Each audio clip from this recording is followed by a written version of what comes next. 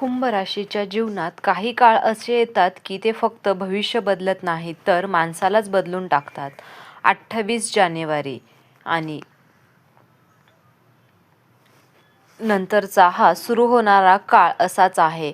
हा काळ बरोबर पाहता सामान्य वाटेल, पण आतून तो तुमचं आयुष्य पूर्णपणे वेगळ्या दिशेने नेणारा आहे. तुम्ही खूप काही सहन केलं, लोकांच्या गैरसमज, भावनिक फसवणूक, मेहनत असूनही न मिळालेला फळ. अनेकदा तुम्ही स्वतःलाच प्रश्न विचारला की माझ्याच बाबतीत असं का होत आहे. पण लक्षात ठेवा, कुंभ राशीच्या वाटेला जे कष्ट येतं ते साध्या लोकांसाठी नसतं, ते देवाच्या आत्म्याला मोठं देणारं आहे. त्यालाच अधिक खोल समजून देतो. हा लेख साधं भविष्य कथन नाही तर एक इशारा आहे. कारण 28 जानेवारी नंतर तुमचं भाग्य उघडण्याच्या आधी एक अत्यंत महत्त्वाची गोष्ट तुमच्या समोर येणार आहे. तुमच्या आयुष्यातील एका व्यक्तीचं खरं रूप. ही व्यक्ती शत्रू म्हणून येणार नाही, तर ती तुमच्या जवळ असेल, तुमच्या बोलण्यात सहभागी असेल, तुमच्या अडचणी ऐकत असेल. पण याच व्यक्तीमुळे तुमचं सुवर्ण काळात थांबू शकतो. जर तुम्ही वेळेत सावध झाला नाही तर माझे हे शब्द हलक्यात घेऊ नका. कारण जे आज दुर्लक्ष वाटत होतं हेच उद्या मोठं वळण करू शकतं. हा काळ देव तुमचं भविष्य हातात देण्याआधी घेतलेली शेवटची परीक्षा आहे. तुम्ही या परीक्षेत उत्तीर्ण झालात तर आयुष्य कधीच पूर्वीसारखं राहणार नाही.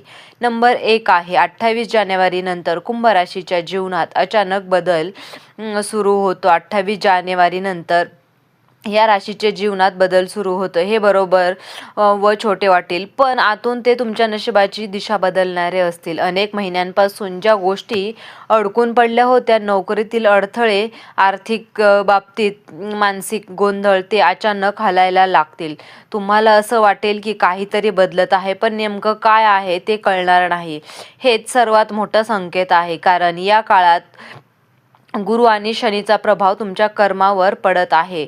जे तुम्ही मनापासून केलं आहे त्याचा फळ मिळण्याची आता वेळ जवळ आलेली आहे. पण लक्षात ठेवा, जसं पाणी खोल असेल तसं त्यात हालचाल दिसत नाही, तसंच तुमच्या आयुष्यातील बदलही आतून सुरू होतील. बाहेर सगळं शांत दिसेल, पण आतून नियती तुमच्यासाठी नवीन रस्ता तयार करत असेल. नंबर 2 आहे, ती व्यक्ती ओळखणं कठीण आहे. का? कारण धोका नेहमी कुठे आहे. ही व्यक्ती तुम्हाला कधीच उघडपणे तुमचं नुकसान करणार नाही. ती तुमच्या अगदी जवळची असेल, तुमचं दुःख ऐकून घेणारी, तुमच्यासाठी चिंता दाखवणारी, पण त्याच वेळी तुमच्या निर्णयांवर प्रश्नचिन्ह लावणारी असणार आहे. ती व्यक्ती थेट विरोध करणार नाही, पण ती तुम्हाला खूप चांगला आहेस म्हणून तुला लोक फसवतील. तुमच्यामधील हा मार्ग कठीण आहे असे शब्द वापरून तुमच्या मनात तुमच्यासाठी सर्वात मोठा अडथळा असेल. ही व्यक्ती तुमच्या यशापेक्षा तुमच्या अपयशात जास्त आरामात असेल, कारण तुमचं पुढे जाणं त्यांच्या असुरक्षिततेला धक्का देणार आहे. म्हणूनच ती हसत हसत तुमचा आत्मविश्वास कमी करण्याचं काम करेल. नंबर 3 आहे, या राशीच्या भावनिक कमजोरी या टप्प्यावर का धोकादायक ठरते. सर्वात मोठी ताकद म्हणजे त्यांचे काही करूनही आपण हाच गुण या काळात धोकादायक ठरू शकतो. तुम्ही समोरच्या व्यक्तीच्या वेदना स्वतः मनात कोणी अडचणी सांगितली तर स्वतः दुःख बाजूला ठेवता आणि तुम्ही त्या गोष्टी सॉल्व करता. 28 जानेवारी नंतर काही लोक मुद्दाम तुमच्यासमोर स्वतःला बिचारे त्रासलेले दाखवतील, जेणेकरून तुमचं लक्ष तुमच्या मार्गावरून काढलं जाईल. त्यांच्या समस्यांकडे अडकून पडाल आणि तुमच्या सुवर्णसंधीकडे दुर्लक्ष कराल. हे लक्षात घ्या, या काळात प्रत्येकाला वाचवण्याची जबाबदारी तुमची नाही, कारण काही लोक तुमच्या दयाळूपणाचा वापर करून तुमचं भविष्य थांबवतील. नंबर 4 आहे, सुवर्णकाळ सुरू होण्याआधी मिळणारा मानसिक धक्का हा आवश्यक आहे. हा धक्का देवाकडून मिळणारी शिक्षा नाही तर संरक्षण आहे, कारण चुकीच्या लोकांसोबत योग्य वेळ येऊ दिली जात नाही. एखाद्या व्यक्तीचं खरं रूप या काळात तुमच्या समोर येईल. ही घटना तुमच्यासाठी खूप वेदनादायक असेल. विश्वास तुटेल, मन दुखेल, कदाचित तुम्ही काही काळ शांतही व्हाल, पण याच क्षणी तुमचं मन प्रगल्भ होईल. कारण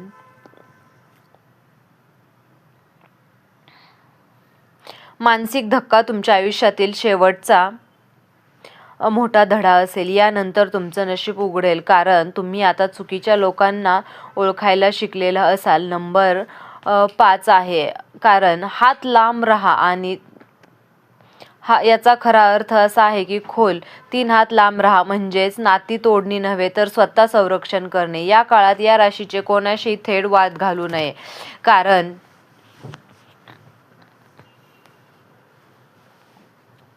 अंतर्गत ठेवावे. या व्यक्तीला तुमच्या पुढच्या योजना, आर्थिक हालचाली, नवीन संधी यांची माहिती देऊ नका, कारण ही व्यक्ती थेट नुकसान करणार नाही पण चुकीचा सल्ला देऊन तुमचं नुकसान घडवून आणेल. म्हणूनच हेच या काळात तुमचं सर्वात मोठं शस्त्र आहे.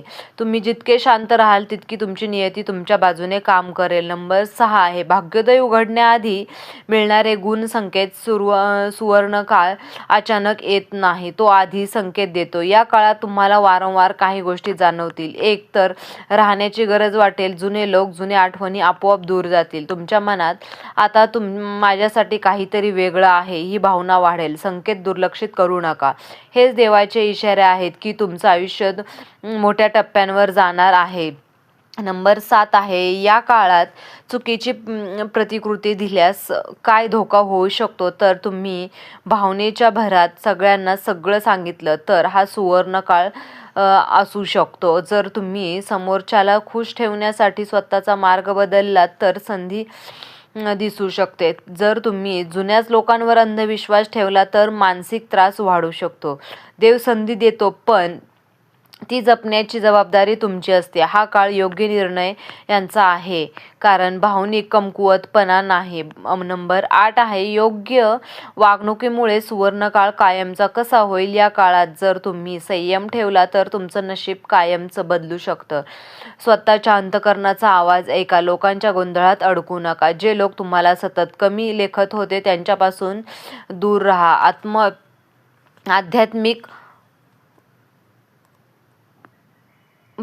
आध्यात्मिकतेकडे लक्ष द्या. तुम्हाला सतत कमी वाटतं, कारण आध्यात्मिक बाजू थोडी वाढवा.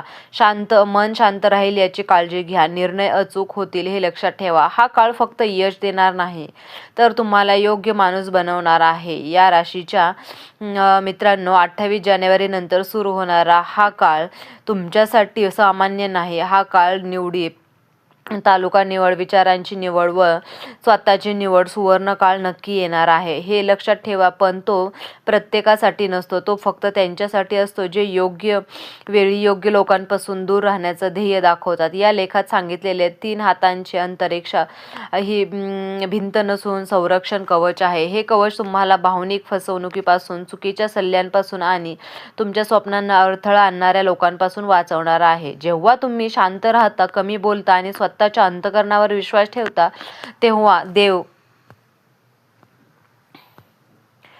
देव तुमचं रक्षण करतं. पण चुकीच्या लोकांमुळे ते उशिरा नक्कीच येऊ शकतं. म्हणून सावध राहा, संकेत ओळखा आणि स्वतःची किंमत ओळखा. 28 जानेवारी नंतर तुमचं आयुष्य नवीन अध्यायात प्रवेश करणार आहे आणि योग्य पाऊल उचललं तर अध्याय फक्त यशाचा नसेल तर अंतर्मनाला शांतता देणारा, आत्म्याला समाधान देणारा आणि आयुष्यभर कठीण आठवणीत राहणारा तर असणार आहे. तर मित्रांनो, तुम्हाला हा व्हिडिओ कसा वाटला. व्हिडिओ जर तुम्हाला आवडला असेल तर व्हिडिओला लाईक करा, चॅनलला सबस्क्राईब करा आणि असेच नवनवीन व्हिडिओ तुमच्यापर्यंत पोहोचत राहतील.